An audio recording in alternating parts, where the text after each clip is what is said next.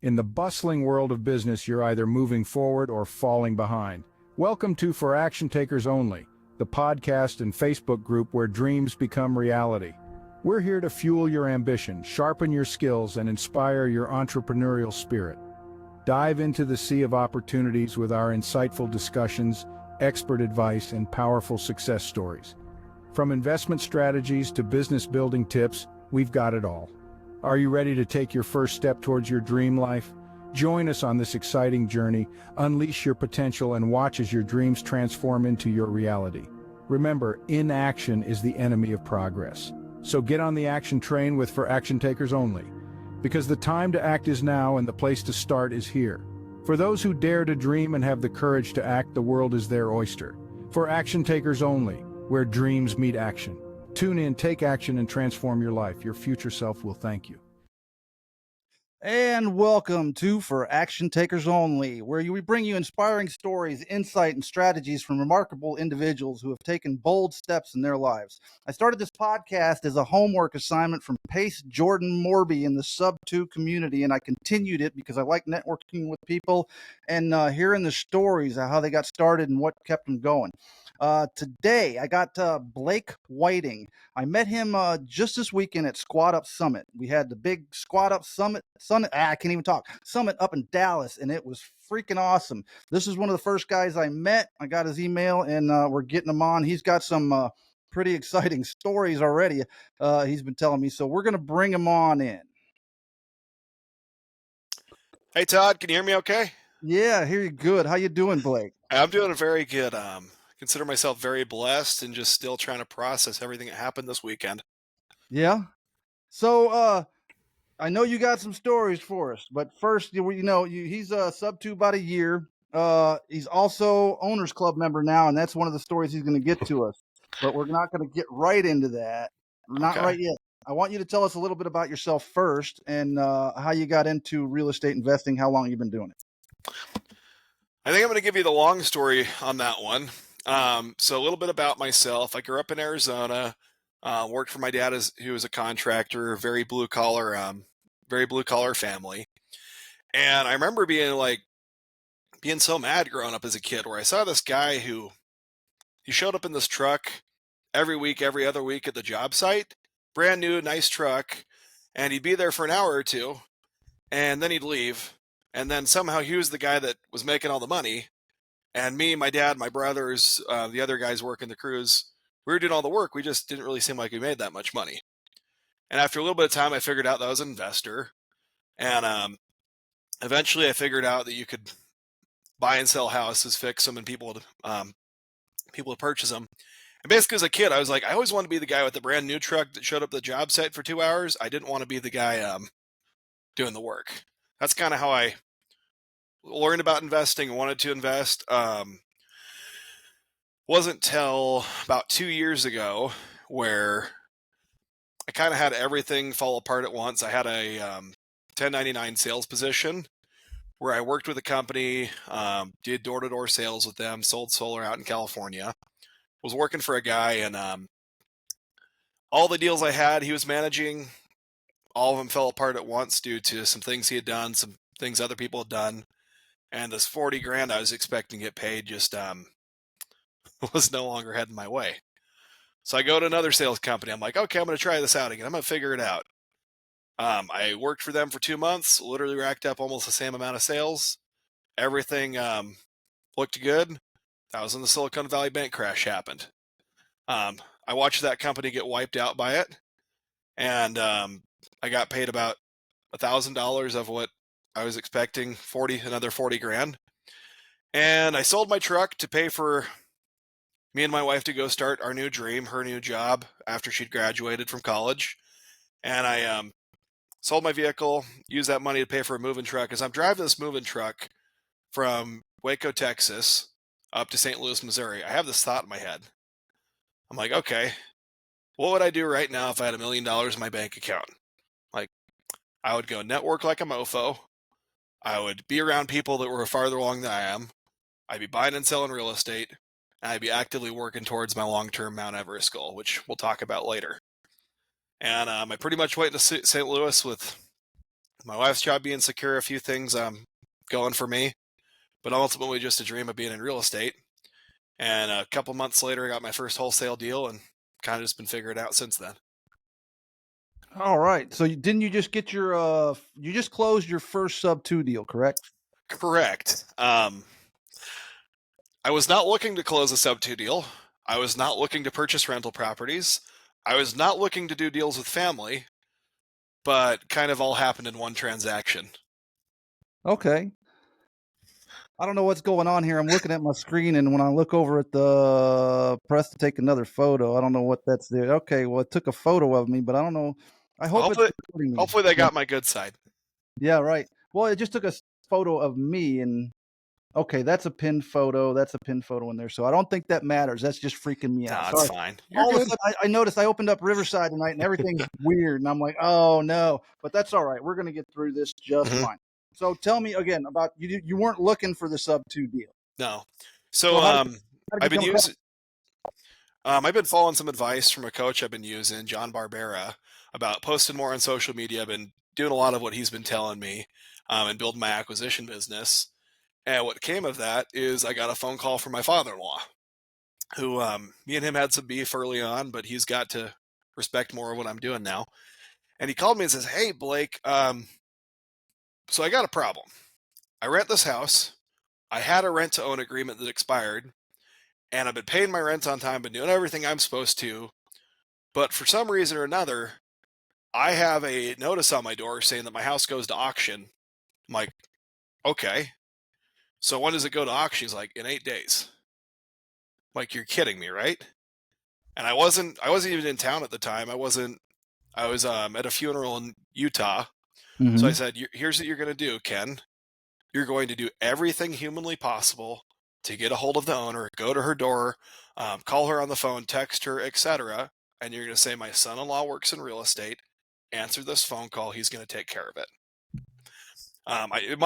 Mind you, at the time, I didn't know how much was owed on the house. I didn't know how much it was worth. I didn't know anything other than if I didn't jump in and take action, my in-laws were going to be out on the street in 90 days. Wow, That's what I knew. Yeah. that's pretty interesting. Yeah. Funny how God just kind of calls you when So when you need it. Yeah, go ahead. right, Sorry. but how did they? So they weren't behind or anything, right? So how did So that get in the they non? they were my in-laws were not the owners. They were Okay. the tenants. They had a Oh, they had like a lease option or a rent to own agreement that was written up that had expired 6 months before, maybe a year before. They never executed on it. okay. So the landlord had hit some financial difficulty and started taking that money she was getting for the rent and stopped paying the mortgage. And I basically she was just trying to deal with what was in front of her face, which we'll get into a little bit more. And she really didn't know she had any options to stop the foreclosure. She just kind of had her head in the sand. That usually happens. Yeah, never heard that before in foreclosures, right? Right. No, never hear that one.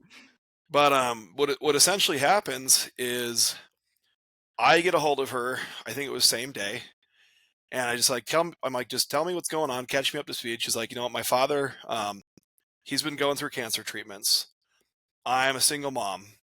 I've had all these bills, and I pretty much was just spending every dollar I had coming towards me, and I thought I'd be able to catch up with this, but I can't catch up with it." She was telling me how she had property taxes she had to pay. She was telling me how she had credit cards she had to pay, and telling me how she's worried about just taking care of her kids for the next school year, just being able to pay for school clothes at the end of the summer. And what ends up happening, I'm like, okay. So I told her like I told her the same thing I told you. I'm like, I'm not looking to buy rentals right now. I'm not looking to buy out of state. I'm not looking to do deals with family. But this is something I know I need to get done for your sake and my in-laws' sake. Um, Here's what I can do. I can take over your existing mortgage. I can pay your arrears, and I can put a little money in your pocket.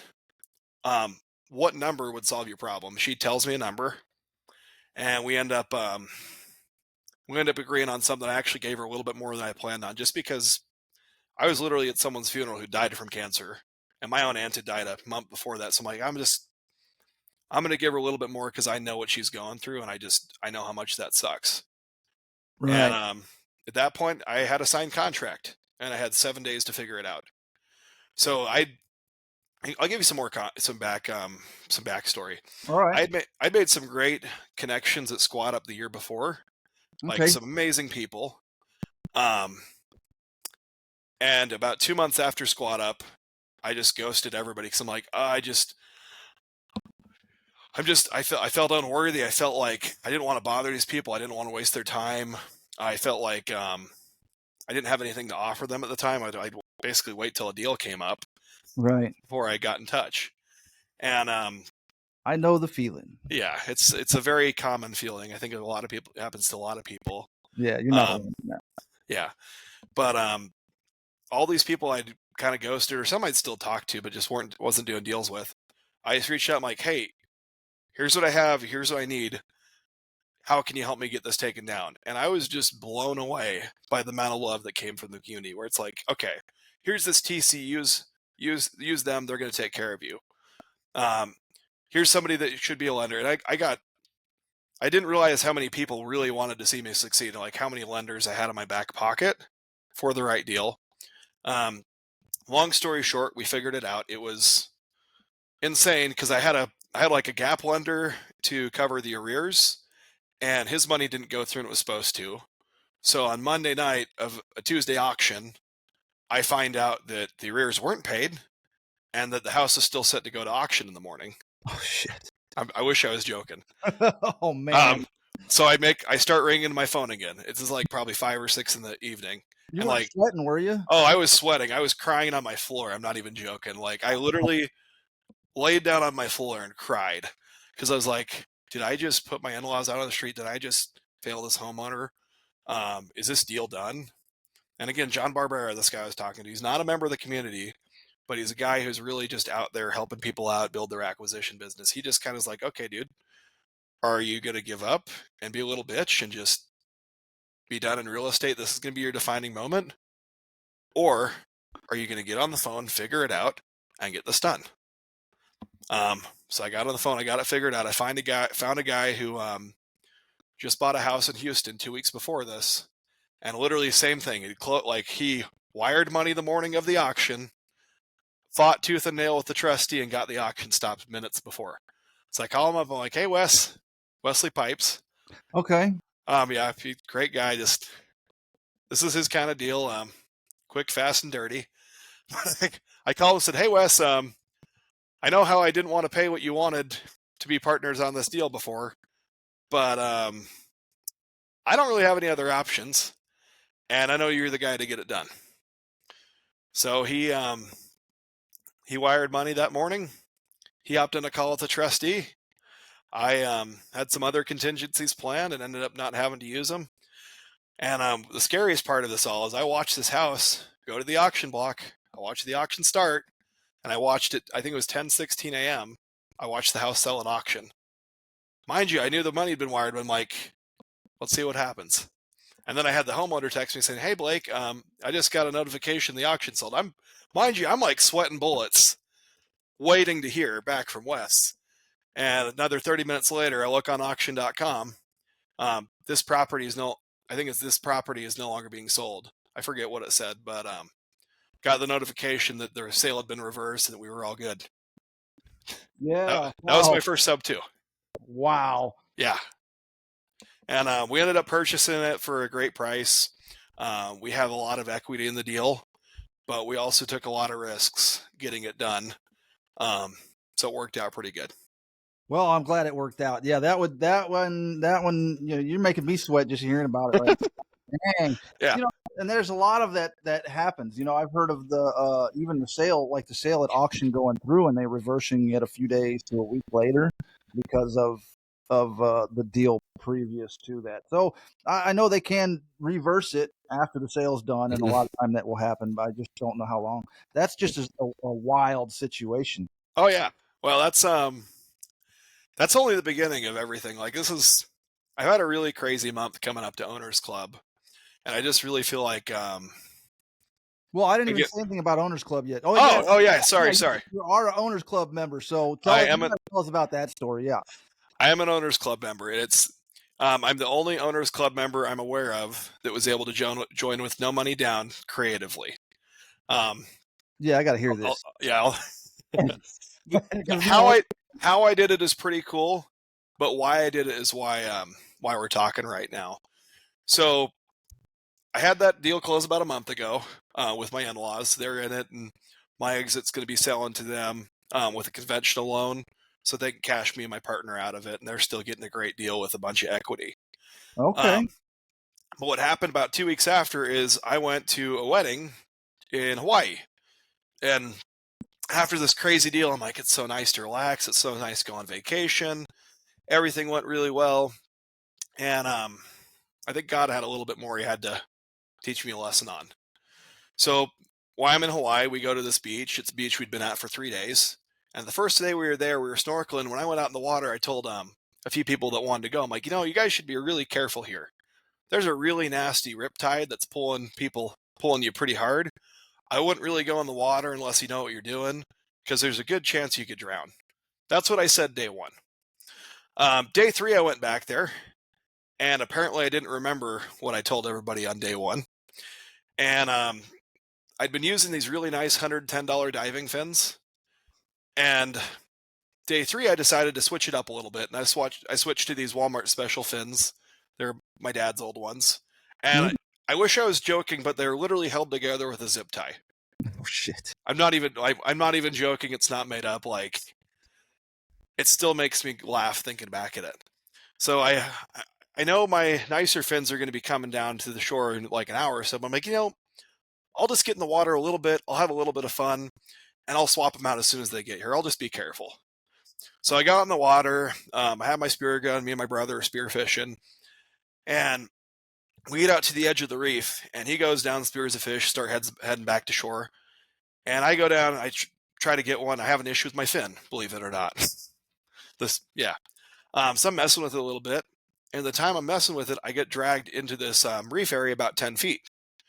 And if you know anything about that, where the reef starts, that's where the rip tide begins.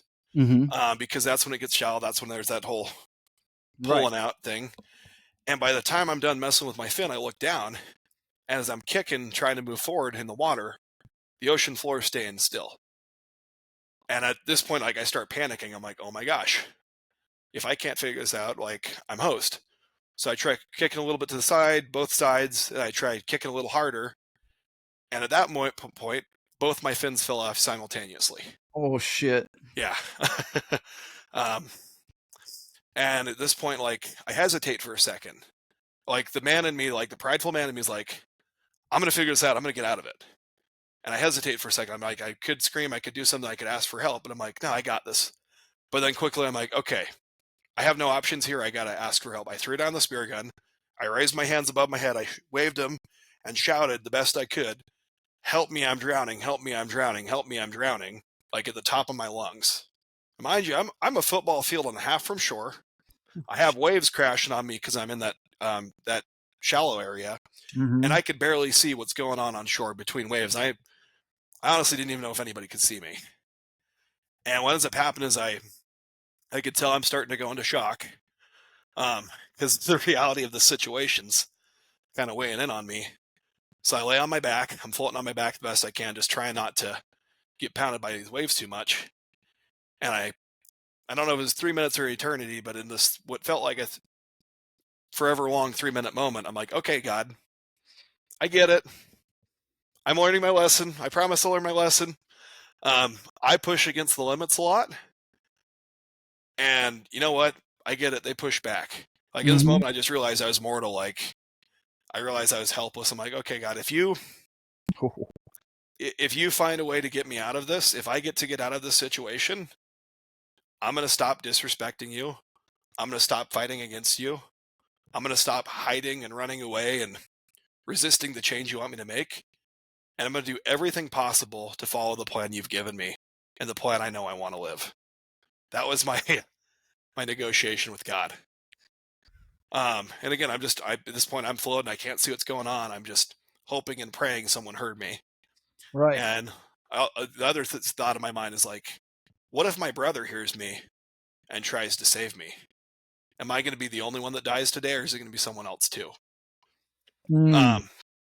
And lo and behold, miracles happened.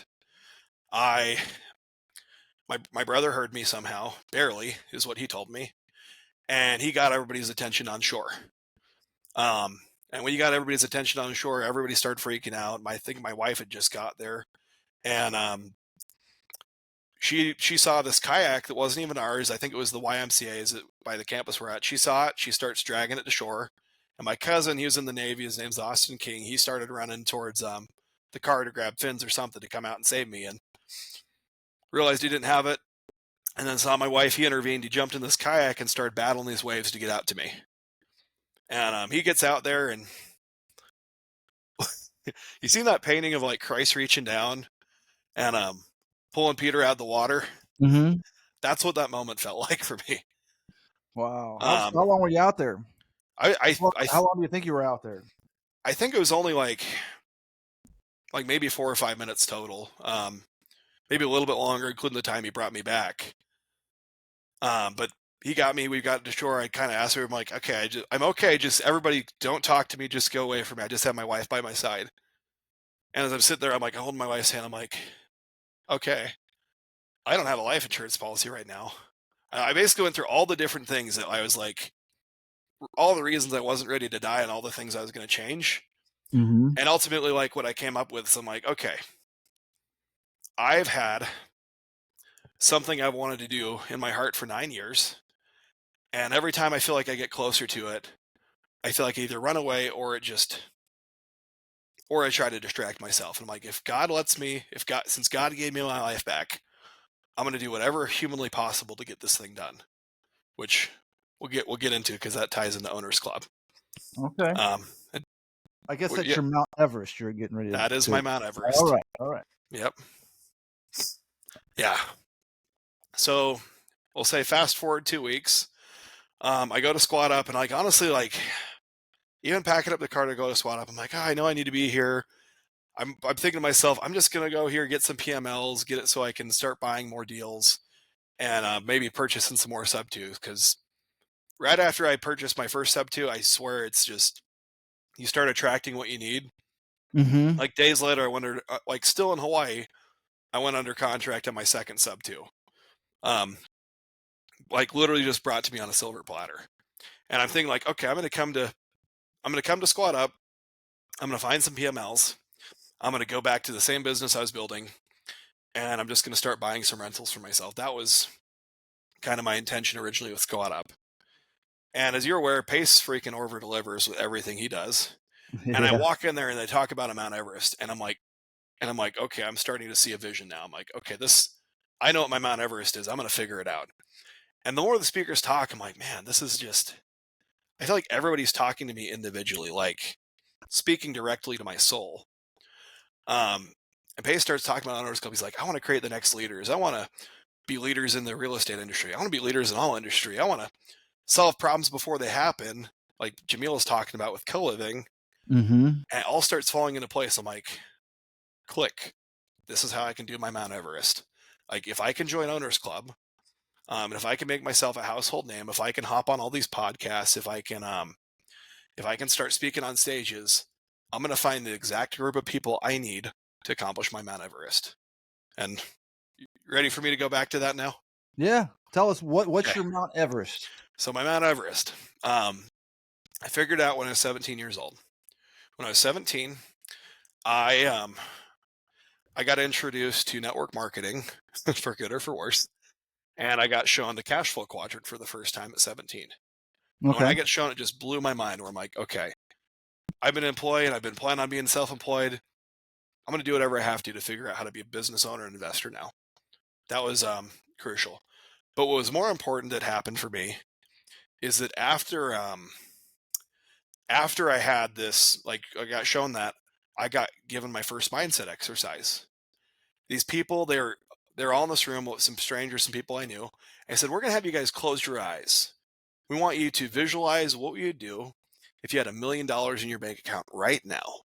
And on top of that, we're going to give you $1 million a year for the rest of your life. We want you to think about what you would do if that was your life, where you never had to think about money again.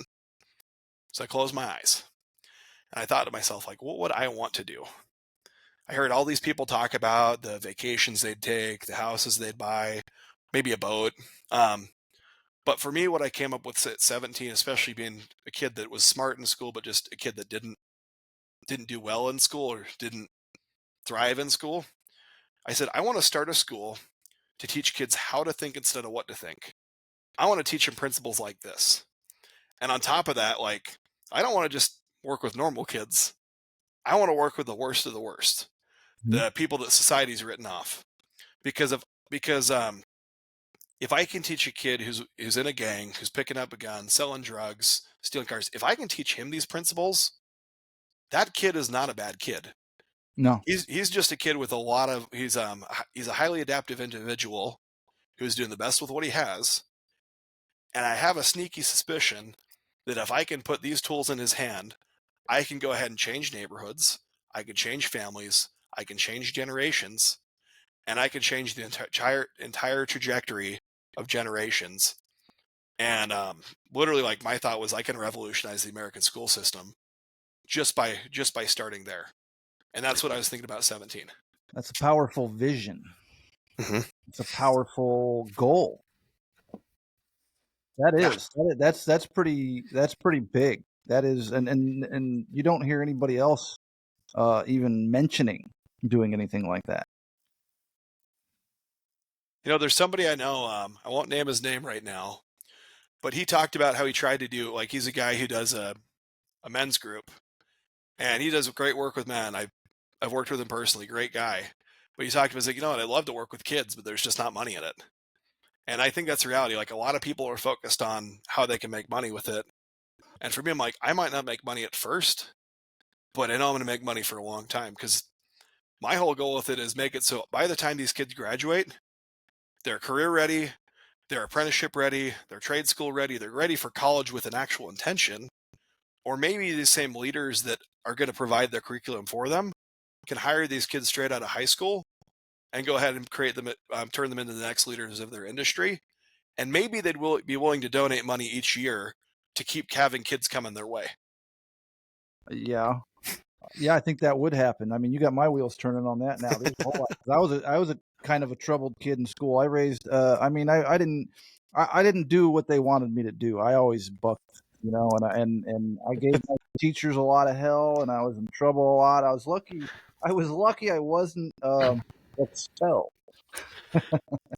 The worst thing that could have ever happened to me, at least that one of my teachers did, I believe it was in middle school, they told me how the grading system changed. It went from, like, everything had equal weight as an elementary school kid to in middle school. They told me, it's like, oh yeah, 80% of your grade comes from tests and 20% comes from your homework and your classwork. And all my brain heard at middle school age was, okay, so if I do all of my classwork, half of my homework, as long as I do it at school, and I do good on tests, I can maintain a B plus average, and I don't have to waste my time doing homework. Yeah, that's good. I didn't do homework. See, my mom, I got caught really. Same. I only did it if I could do it at home, but at school. But continue. At school, Sorry. right. So I got caught at, like, I think it was not in kindergarten. It was like first grade. The first year, I had this big tree outside where a bus stop was. It was like a pine tree. So when I get off the bus, books and schoolwork right under that tree. Whoop. I'd get it in the morning, take it back to school, but every morning just boop. And that's where it'd go when I got off the bus. And, Oh, wow. and that's kind of how I was through school. So enough about me. We need to get back on you. You're good. Tell us more about. So you're in Owners Club. How did you finagle the deal? You got to tell us that. So it's funny, like, so with the original lender I had, I would have been able to put up the money for Owners Club, and it wouldn't have been hard. But with my last minute deal, I cut my assignment just to get it done. And I just didn't have much cash on hand. And I'm sitting there and I'm like, man, I feel like Owners Club's really where I need to be. Like, I don't have any idea how to do it, but I feel like if I could get in there I can build my business enough to a point where my active income, my passive income can make it so I can chase this full time, and I could be working on my business versus my business working me over. Right. And I sat down with a guy, Jesse Stanton. A lot of people know him. Great dude.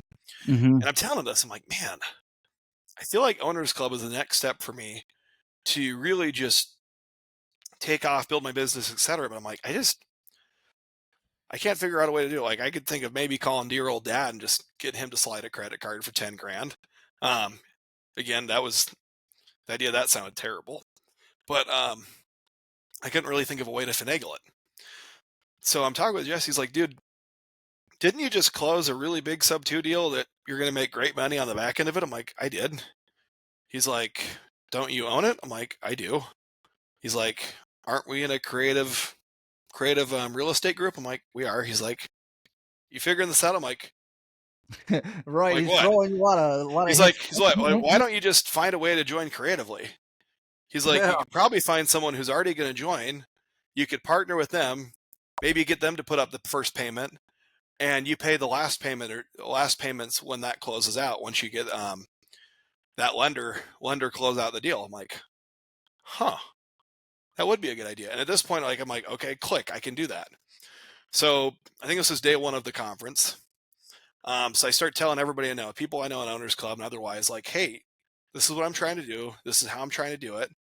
What do you think about doing it? And I had the guy I partnered with on Owners Club, partnered with on that sub 2 transaction. I tried to throw it to him to do, and it just didn't end up working out because he'd already paid cash for it. He wasn't doing payments on it.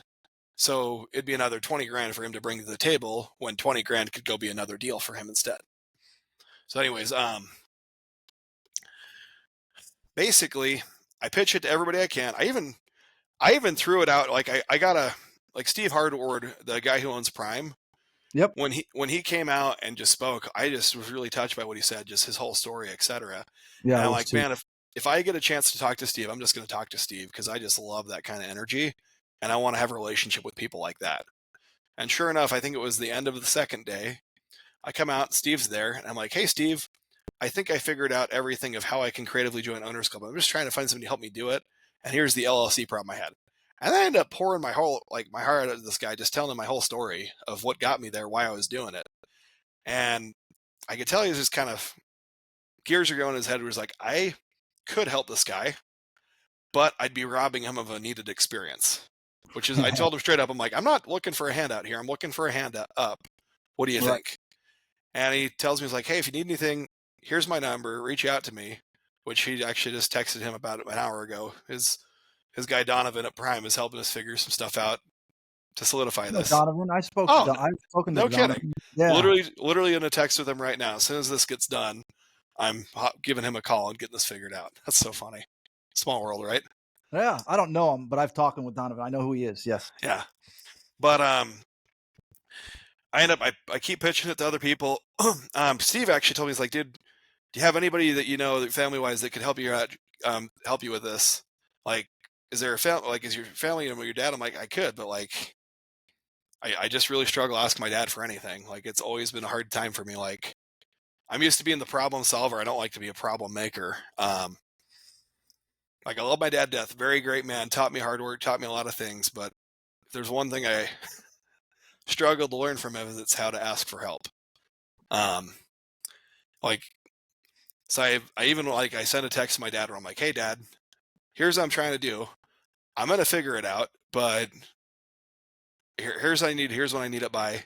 If you can help me out, great. He ends up trying to get back to me, but we never really got on a phone call to talk about it.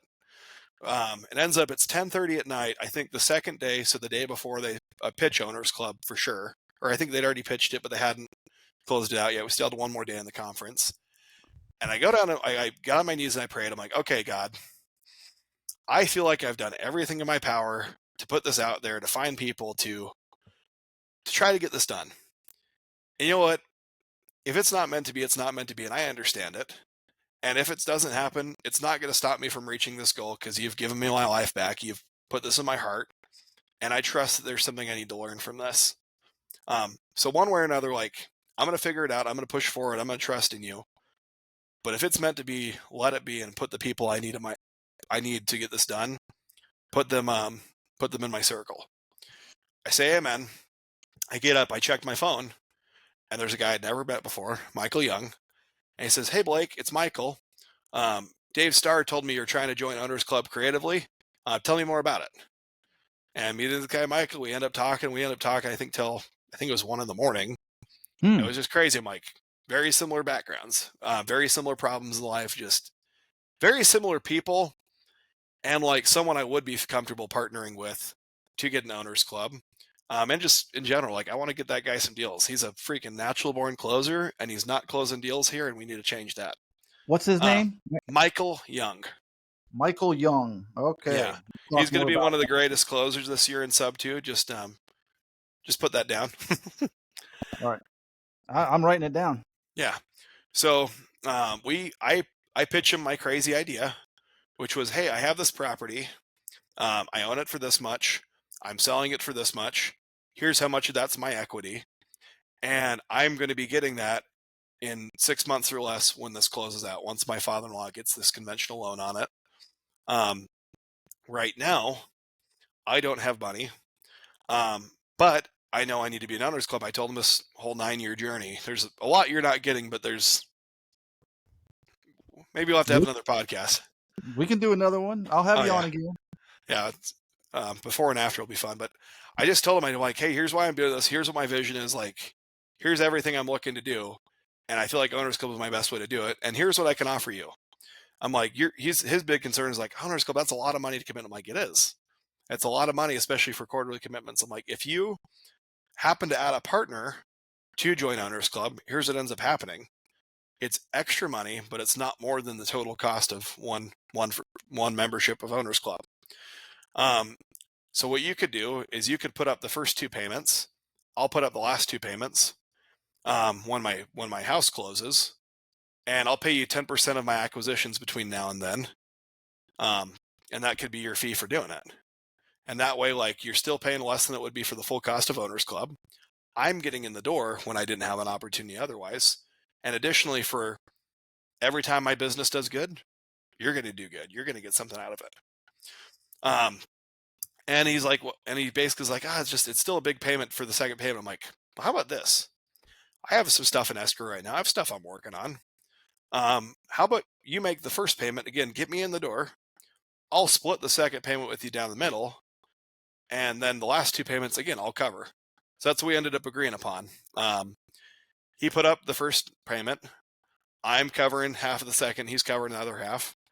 And the last 2 are coming out of my pocket when that deal gets closed on with a conventional loan. So that's how I was able to do it. And we currently have a TC writing up all the paperwork. And I'm texting Donovan because I need him to put him on an LLC. And his security on it is I'm putting him on the LLC that owns the property and writing up a agreement of sorts to say, hey, once this house is sold, your ownership in the LLC is no longer there. So he's protected. I get what I want. He gets what he wants. And I get a hell of a story. And on top of that, I get to and you get to get an Owners Club. I get to get an Owners Club, and more importantly, I get to get the school getting off the ground sooner than later. And I get to work with these kids that are they're doing great things, just not for society currently. They're doing the wrong great things. Yeah, they're doing some impressive things, but right, that's a better word. Yeah, yeah, they're doing some impressive things, but we need to get them on the right direction. Exactly. That is an awesome freaking story. Getting an Owners Club creatively. No money down. Yeah, I love it. No money down. So that's one of the best stories I've heard for a while. So yeah, I like that. So now you're gonna get to how many did they let in Owners Club this time? I feel like it was another 100 they were letting in. From is that what they time. let in the first time was 100? That's what I understand. I think it was an additional 100. I think it's almost 700 people total that are in Owners Club. Don't quote me on the numbers. But yeah, I think it's about 700 total. 647 is the number that comes to mind, but again, don't quote me on it. Okay. Well, And you're going places. I can see that already. Yeah, you're definitely going. You got a vision that's good. I went to Squad Up and I got some things figured out, but I mean, I see you. You're man killing it. And then the sub two deal that's a good story. So what other stories you got? It's You've a been in good sub two question. about a year. Now you're starting owners club. Going to Mhm. start working towards that school. What are some other goals with getting an owners club? Do you have any idea what you're going to start doing first? So what I want to start doing first, I want to start purchasing properties for myself that also fit my long-term goals. So there's some people I met who are doing co-livings for for people that you haven't heard about. Like can't think of her name right now, which is unfortunate. But I met her. She's an owners club member, and she's doing co-living for foster kids that age out. And I'm like, huh, that totally fits my vision. Yep. Um, like big thing I got out of what I've like being in sub two and Jamil's story is like if I'm going to start making passive income in addition to my active income, why don't I make that passive income fit my long-term goals and long-term visions with helping people out? So the goal for me right now is to start finding co-livings to do foster kid group homes, and in an ideal world, start doing an education piece in there. Um, Maybe make it so we do gift card incentives where it's like, hey, we do raffles to enter into the raffle, complete this little school course, and maybe it be on just finance, maybe it be on mindset. Excuse me. You're right. I just start trying to figure out curriculum for the school now and experiments on people that are going to be our tenants. And the same thing I'm thinking of doing is I want to start purchasing some wraps in the St. Louis area and rent to owns and do the same thing where it's like, hey, um, your payment's going to be X amount per month. We would be willing to reduce it by $50 every month that you complete this course and attend this Zoom meeting. And again, do a thing where it's like basically build a community of people that are wrap buyers, where they can learn how to build their credit. They can learn how to purchase a home. They can learn how to purchase rental properties. They can learn how we did what we did to help them be where they're at and how they can do that for others. Um, and therefore make it so they have a much higher likelihood of being able to close on their property at the end. And additionally, they're going to want to refer us to people. It's like, hey, these people, like they worked with us when no one else would, when we had no credit. They helped us become homeowners. You can do it too. And not only that, they're gonna really make your life better. Like I want to start doing some meetups with some of these disgruntled youth in St. Louis. I'm trying to figure out the best way to do that because I want to find somebody who has kind of came from the streets and Mhm. understands that better than I did, and just work with him to basically host lunches in areas where just kids aren't doing anything productive per se, and be Right. like, hey, this is what's possible, and here's how you can make money and get out of your situation even at your age. Look around in your neighborhood, find the property that just doesn't fit in, that just is tearing down, that is abandoned. Find that one and bring it to me. Partner with me on a deal. Let me show you how to do cash wholesale. Let me show you how to change your life. And it's like you want to go make $5,000, $10,000. You want to make money. How about I show you how to make money legally without having to look behind your back every time? Look Because over again, your shoulder. Yeah. exactly, yeah. Like these kids, they're not dumb. Like they're hyper intelligent individuals. They just Mhm. feel like they have no options.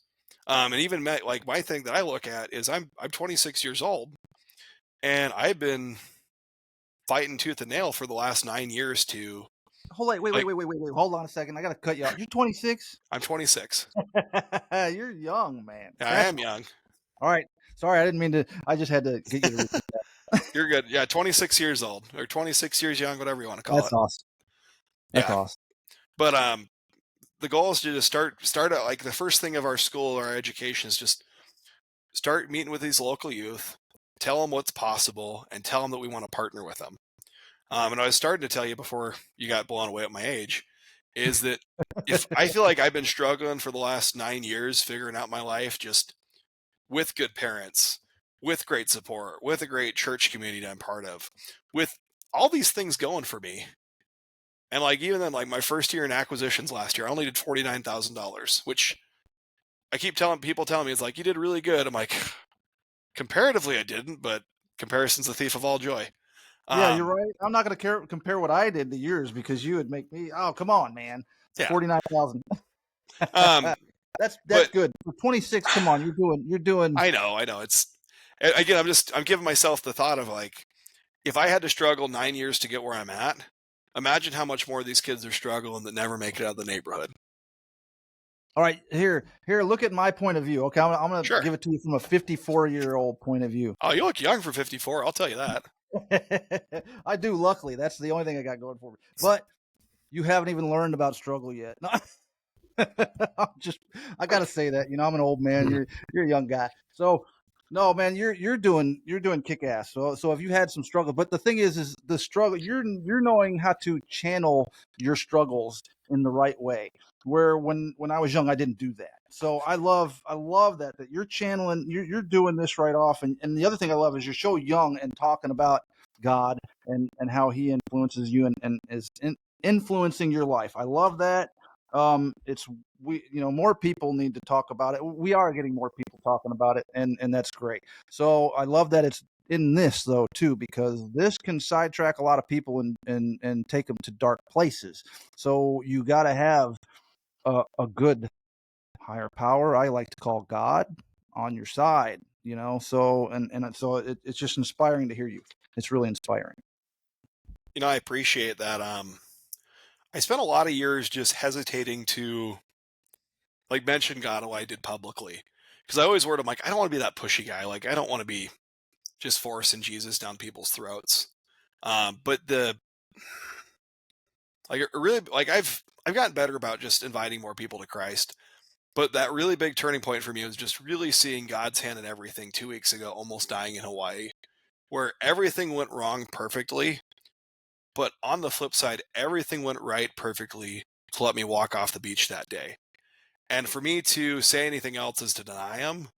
And I know there's people out there who are struggling that need him. And if I can be that person that can force them just over that edge to owe themselves up to God, open themselves up to the great plans he has for them, I'm grateful to be part of it. And I want to help people acknowledge him because I know he's there. He showed me his hand. He pulled me out of that. And frankly, I'd be dishonoring him not doing it. Absolutely.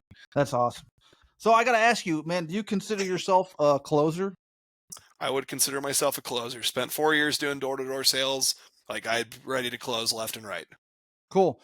Would I be able to call on you if I need a closer? Sold. Anybody out there who's listening to this, if you need help on a deal, my phone number is 602-775-1973. I would love to help you on your deals. If you're feeling unworthy, if you feel like you're going to waste my time, if you're going to bother me, you're not. If you're coming to me to bitch and moan and just tell me how all these things aren't going your way, I might cut you a new one, but I will help you out. I literally just want to serve and help in the community, just be a leader, not just because I was able to figure out Owners Club, but because I want to help people out. That's really what I'm all about. So I'd be more than happy to help you close anything. And I know other closers that would be willing to do the same. Well, you gave me one name, so now I got two. See, I'm getting ready. I'm working with someone, and we've been talking about putting together a team, and we're going to need a couple closers that we can call on. So for sure, I think I'll send you over my calendar link. Be happy to help out any way I can. Great, awesome. I appreciate that. So, how did you? We're getting close. We're about 12 minutes out, but we don't have really a time limit. But I want to take your time, whatever. Squad Up Summit. How did you like it? Tell me about the first one? You went to the one in, where was it? Orlando, or it was in Florida? It was in Orlando. Everything that Pace does, I freaking love. I feel like I'm just going to keep, and I'll say Pace, the community, Squad Up, etc. I want to give everybody credit because there's so many amazing men and women that help put this together. What I really appreciate, especially for me coming from a background of, I've attended a lot of different events. I've met a lot of different people from different industries, and I've seen some people try to go cheap on events like this, and I've seen others where people go all out, but then they position themselves where it's like, oh, all they care about is money, all they care about is status, and it's just pardon my language, like a dick measuring competition being there. Mm-hmm. What I love with Squad Up, and makes it so freaking unique, is that I feel like it's very intentional. The hotel's Pace puts this in and the team puts it in. He wants to expand people's mind. He wants to expand their vision. He wants them to understand that you don't need to just live a minimal life. There's bigger things out there for you. With the speakers that are coming to speak here, like, it didn't feel like a real estate conference. It felt like You're right. it felt like a life alignment conference. It's like, hey, here's what alignment brought me, and here's what alignment will bring you. And here's where I came from. Here's where I'm going. Here's where you're going if you trust in these principles. And I just was, again, blown away by what the Sub 2 Astro, this whole community is becoming, by not only being the problem solvers of tomorrow, but being the leaders and the action takers of tomorrow too. Absolutely. So who is your favorite speaker? What did you get? Which one did you get the most out of, you think? That's a good question. I think I'd have to say, of course I can't think of her name. The first lady that spoke, the first American lady to do Everest. Yeah. Just that whole concept of finding your Everest and doing whatever it takes. Right. That was a very inspirational. Definitely. Well, and just like realizing, like, even the two other people she was with, how they turned away. It's like, okay, it's just, we won't get to do it, whatever. And she's like, no, I'm up here to summit Everest. I'm not here to do anything else. But that really just stuck with me. And I think that's really what gave me the inspiration to put everything together. Because I'm like, I know what my Everest is. I've known what it has been for 9 years. This is my opportunity to get it done. All right. So, all right, I'm starting to run out of questions now. I had some other stuff, but you already hit on it. You kind of did the same thing Pace does. You start on a story and you kind of go through some of my questions, and then I can't ask them. Yeah, ask him anyways. I might have a new answer. All right. Well, you told me about your particular goal in mind. All right. Hear this. Describe your journey when you decided to start the real estate. Well, you kind of did. So I did. I'll go into some details on that. No, hold on. I got a different one. Sorry. Oh, shoot. Crap that. You're good. This has been fun. Well, I'm having fun. Are you having fun? Definitely. I always have fun with this. I like talking with people, or I used to not like talking to people. So this has been a change. Anyway, mindset. Your mindset. You're talking about you have a coach. All right. You've talked about your struggles, and then you've talked about mindset exercises. How did you meet your coach? So I had met my coach, John Barbera, through, I'd seen him speak at a few different places. He had spoken to, what's it called? He'd spoken at a local real estate event I'd watched him in different circles.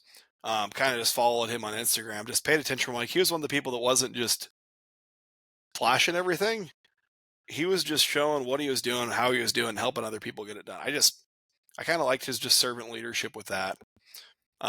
Additional coach, I had Jimmy Rex. I'd met him I'd heard about him through the Limitless conference that happened in 2023.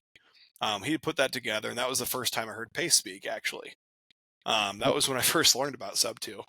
Okay. And I just saw people that were seeing problems, and rather than just being like, oh, too bad, so sad, they're just like, you know what, let me solve that problem, let me be a leader with it, and let me help others do the same. And not just, they're focusing on people first, profits later. I just love that concept. I think that's more important. I like that too. That's what drew me to Pace is he tends to seeing him speak and how he is and seeing all the things he's doing for this whole community. Blows me away. It's constantly blown me away. So what kind of things, since what made you decide to get a coach? Were you having mindset issues or struggling in the business? Obvious. It's actually funny you ask that. So I joined Sub 2, I think it was February of last year. And when I joined, I was taking a pretty big chance. I was actually using money that I had under the mattress that wasn't technically mine. It was supposed to be returned to somebody. And I used that to join Sub 2 because I just knew that's where I wanted to be. I knew that would give me opportunities I needed. And I learned that after Pace may or may not have roasted me pretty hard during the elephant challenge. Yeah, I got a pretty wild story. We got a new story. All right. So I joined the elephant challenge because my deal flow had kind of slowed down a little bit. I was just really scared. I'm like, I don't have a deal under contract. I feel like I don't have any leads right now. All my guerrilla marketing's not working. What do I do? What do I do? What do I do? And I joined this elephant challenge, and I get told on day one, it's like 3 things. It's like, okay, today we're just going to learn about everything. We're going to just kind of get everybody riled up. Tomorrow, 3 things are going to happen. We're going to put you into teams. We're going to get you calling on Vulcan 7. And you guys are going to, and then finally Pace is going to speak. I think that's what had happened. And what happens on day 2 is that none of those 3 things happened. And I'm confused. I'm like, did I miss something? Was I not paying attention? Like, I'm not a dumb guy, but like, maybe I was just dumb enough I didn't catch it. Cause like it's 2 6-hour Zooms. I'm like, maybe I missed something. So it gets to the Q&A and I'm like, hey, Carly, I'm not trying to be rude, but did I miss something? Like, I thought today we were supposed to go into groups and we're going to use Vulcan 7 and we're going to start this whole elephant challenge. And we're going to get some deals done. She's like, oh, yeah. So we were going to do that, but we're going to do those calls next Wednesday instead. I'm like, oh, cool. Great. Where do we get emailed the link for that? And she's like, oh, those calls are for the community members only. I'm like, wait, what? I'm like, I thought it was a free elephant challenge. Like, I thought you didn't have to pay money to do it. I'm like, didn't Pace say we were going to do that? And she kind of got this, and again, no fault to Carly. I love her to death. But she's like, everybody just expects too much. And like, Pace does so much. He gives so much. Like, you could just watch the other videos. You'll figure it out. I'm like, and again, I kind of was in a scarcity mindset. I was like, scared as shit right now. Oh my gosh, I'm not gonna be able to pay my bills because I don't have a deal. I told Carl, I'm like, this just doesn't seem like Pace. Like what you're telling me, like we got told these 3 things yesterday. You told me they're not happening.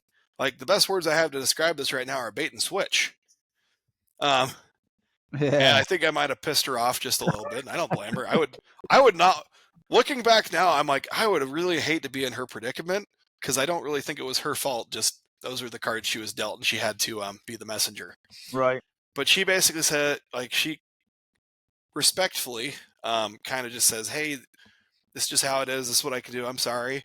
And if you have any other questions, just ask him. And I got kicked out of the Zoom, which I was super pissed at this point. So I do a little angry rant on the free Facebook page. I think I sent an email to Pace. It was so childish. And long story short, I had to register with a different email so I could come to the next Zoom the next day.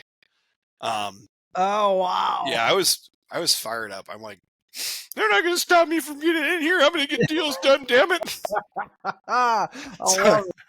So I come into this the Zoom the next day, and Pace is like, so I heard that Pace is like, so I'm no longer doing the elephant challenge. Like one of you guys is super rude to my team. You weren't grateful for what they're putting in. I'm not paying these people to do it. They're just here to help out. Oh, and wow. If you guys are going to treat my team this way, like, you know what? It's probably because you don't love yourself enough or trust yourself enough to get deals done. And that's why you're coming here, because you need someone else to handhold you because you don't believe in yourself. And I'm like, you're right, Pace. I don't believe in myself, but I believe in you. I'm thinking that.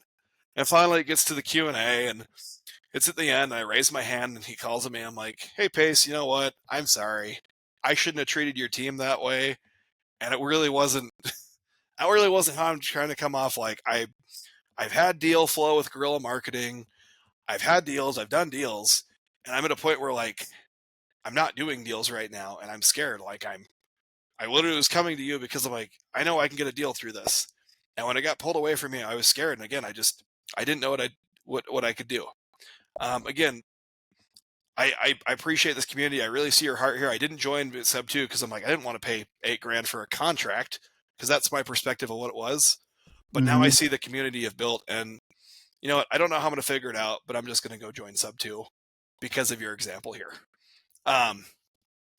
So I joined Sub 2, and then like, I think it was like, what was it? The next Monday. So that was a Saturday. And on Monday, like I'm I'm fired up for everything. I got it joined. And I see Pace is doing a live on YouTube. I'm like, oh, I'm going to go hop on Pace's YouTube live. I'm all ecstatic. I'm excited. And I hop on this YouTube live, and his guest is supposed to show up, and his guest doesn't show up. So he says, hey, if anybody wants to hop on, just join me here and ask some questions. Hop on, and I'll work with you. I'm like, okay. So I click on the link, and I'm like, literally my first day on Sub 2, I think that's the day I got it figured out. I end up on this like hour-long YouTube live with Pace, where I don't remember what question I asked him. I got to find that recording, posted to my social media. But he just poured into me. He helped me out. He's just like, Blake, like, dude, it's not that hard. Like, it's just from what I recall, he basically said it's your mindset, and you're going to figure it out. And that turned into Pace put me in a group with Chef Joey. He told me to go figure out deals on my own. And he gave me all this love, poured it all into me. This is where I come to mindset. But here's what happened. I still didn't believe in myself. I still had some stuff I had to get through. So I just felt unworthy with this. I felt overwhelmed. So what I did with I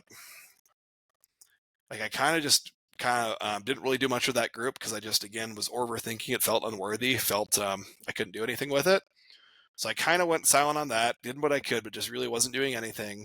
And then went to Squat Up, had a great time, but just, again, felt defeated because I'm like, I don't want to bother these people. I don't want to bug them. I don't want to waste their time. So 2 months after Squat Up, I think I'd barely reached out to anybody I connected with. And the friends that I had before, I stayed in touch with a little bit. But I kind of just was like, I'm just going to stop worrying about Sub 2 deals. I'm just going to worry about my cash wholesale business. And once I have enough money coming in, then I'll go back to Sub 2 stuff. And that led me to finding my coach, who helped me change my mindset, get past some stuff I held on to for a long time. Not John Barbera, but Jimmy Rex, who works with just a men's group. Really just changed my life 100%, being part of that and just going through. I was going to ask, how did you get through these things? So you answered my second question. Just literally changed the man I am today, being able to be part of that group and be around those men, and just learned that I could let go of this shame and guilt that I've carried for years. That led to me jumping in with John Barbera. I'm like, okay, you know what? I don't know everything. I need help. Help me. And I still freaking fight John to this day on the things he's trying to tell me, because it's just pride. And it all winds up to 2 weeks ago when I almost died. I realized one of the biggest reasons I almost died was I didn't listen to the warnings when I was at the shore. And I could have died if I would have kept up what I'd done to that point, which was struggling, knowing I'm struggling, and refusing to ask for help because of pride and ego. Mm-hmm. And in that moment, I was truly helpless.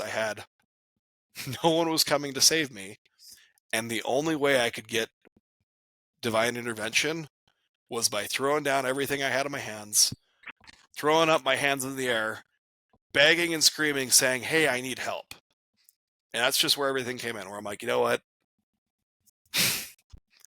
It's all in God's hands. You got to work like it all depends on you, and pray like it all depends on God. And that's just what I'm doing from here on out. All right. Here's my last question. Shoot. Describe yourself a year ago and describe yourself today. Who were you a year ago? Who are you today? A year ago, I wasn't that much different of a person at my core. But the biggest thing I'd say is a year ago, I was someone that lived in constant fear and that wasn't willing to admit it. And I let fear, I let doubt, I let inaction paralyze me, and I let it hold me hostage. And a year later now, I'm someone where I still have fear, but I'm going to put my boots on, I'm going to saddle up, and I'm going to go ride anyways, and I'm going to figure it out. Thank you. Thank you so much for that. Because dude, I've been dealing with a lot of fear. So, and trying to toss up the deal, and you're mentioning a lot of things that hit home with me. So I really, really appreciate you saying what you said. I appreciate your inspiration, dude. You are an inspiration, especially, again, I'm going to say your age. You probably don't like it, but at 26, man, you're kicking freaking ask, but I don't want to build your ego up again, so we're going to stop there. I thank you for taking the time to do this. If you need any help with anything, or if you figure I can help you with anything, please reach out. I will be glad to do so. Yeah, I'm happy to help anybody with any deals. I will say the biggest asset I have to bring you is I have a very creative mind and I know how to close people. I'm going If to be calling on you. Yeah, anytime, dude. I'm happy to help anybody in the audience. You're not going to be bothering me. You're not going to be a burden to me. You're not unworthy. I'm more than happy to help you. The only thing I ask you to bring me is bring me problems and don't pour out the negativity on me. That's what I don't need. I just Nobody need you to, like, bring me the problem, but we're from a neutral light, and let me come in and see how I can help you solve it and how I can show you how you can do it too. Because that's what I want. I want to help people solve problems. I want to be a leader in this community. I want to be a leader in changing the American education system and everybody I interact with. Any kind of transaction I do, I want to leave people better than I found them. And if we have a call, I'm going to do that with you too. Awesome, man. I appreciate your time. We'll have all his social media in the description of the video after this too. I'll put his email so anybody will be able to find out how to get him. This will be going up tomorrow. By tomorrow evening we'll have this posted. So I thank you for your time. I thank you for everything, man. Appreciate it. It was great meeting you at Squad Up Summit too. And I wish we could have done the little podcast there, but I brought absolutely nothing and to do that. I was a little selfish with Squad Up. I needed to go and do some networking and meet some people. So It all worked out exactly how it was meant to. I'm glad to be here with you today, Todd. It's been a I'm pleasure. glad, man. It's been great. It's been a real eye opener. And again, thank you for your faith and sharing your faith. That is very much appreciated. And we're gonna end that here. Cool. Sounds good.